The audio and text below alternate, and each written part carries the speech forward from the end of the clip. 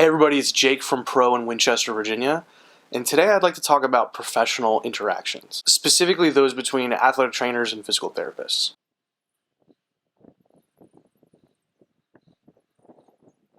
Where are my athletic trainers at? Have you guys experienced a situation like this?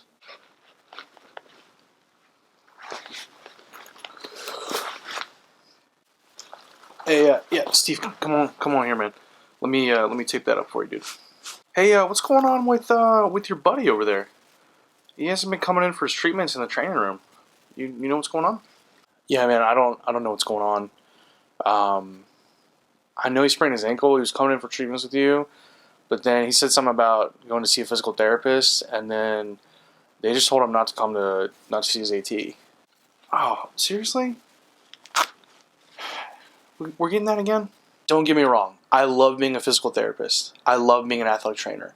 I think both professions are incredible professions. But it pains me as a member of both fields to see this lack of communication and lack of understanding between physical therapy and athletic training. I feel like sometimes there's some unnecessary tension between the two groups.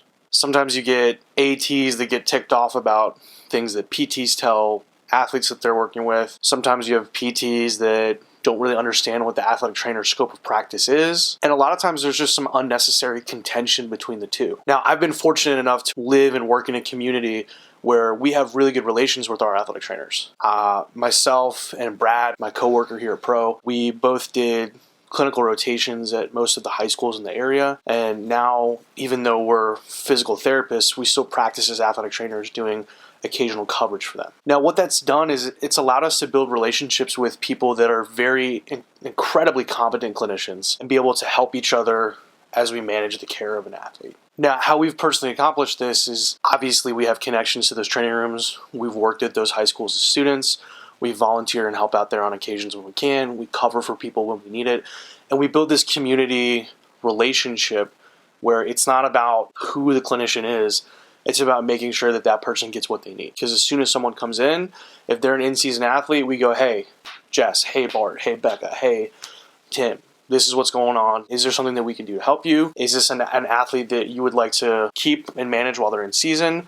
Or is this something that we can help out and supplement? We make sure that we communicate as best with them as possible so that that athlete gets back as quickly as they can. So let me say it one more time for the people in the back. Athletic trainers are healthcare professionals that are capable of rehabilitating musculoskeletal injuries. And in many situations, they're probably better equipped for return to sports stuff than a general outpatient orthopedist who doesn't have much experience with sports. Everyone wants to get into sports performance PT. It's cool, it's flashy, you get to do cool things, work with a fun population. But at the same time, if you don't have the prerequisite experience, I don't know if it's the best place. The athletic trainer, more often than not, is the person that's interacting with them on a daily basis. They're there during practices. They see them in the training room after school every day. They get to know their family situation. They hear stupid stuff that happens at school. They become very invested in that person. And so when you look at what makes up a good clinical interaction, a good therapeutic environment, a lot of times the AT is going to have us beat every day of the week. And that's the thing that I just don't get. I don't understand why there's all this contention. I mean, I get that like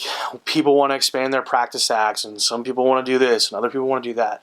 But at the same time, if our concern is working with the human being that's in front of us, especially at the high school level or collegiate level, why aren't we working together? We need to do better as a community and make sure that we are communicating with our athletic trainers, that we know and understand what they can do and how good they are at those things. Ask if you can volunteer in the training room. Go hang out on the sidelines in a game. Get to know the people in your local high schools who are taking care of the athletes. Because if you can do that, it's going to lead to better communication. It's going to lead to better patient care, and it's probably going to lead to more referrals to your office. We need to be building collaborative environments, and we need to work together because we're all in this together, and we're all concerned about the health and well-being of our athletes.